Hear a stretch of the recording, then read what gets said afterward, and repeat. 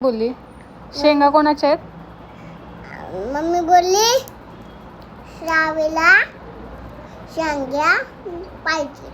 नमस्कार, good morning, Shri Swami Samarth. तर आज उठले, जेवण बनवलं आणि जेवण करून घेतलं आणि नंतर ना आवरून ड्युटीला गेली.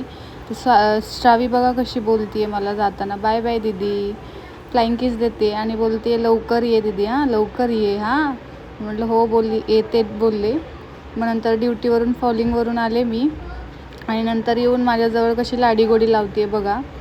तर तिच्या मम्मीने मला शेंगा दिल्या होत्या, तर त्या शेंगा ती स्वतःच खात होती. मी बोलली मला दे गं श्रावी, तर स्वतः शेंगा खाऊन त्याचे पोलपाट माझ्या तोंडात घालत होती.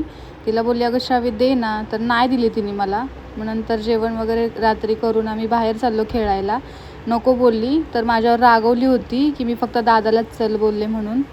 मग खेळून रिटर्न येत होती आणि नंतर ना परत फॉलिंग होते रात्रीची. तर रात्रीची फॉलिंग करून मग मंदिरात गेले. मंदिरात दत्ताच्या पाया वगैरे पडले आणि नंतर रिटर्न रूमला आले आणि नंतर म्हटलं खूप थकल्यासारखं झालं आहे.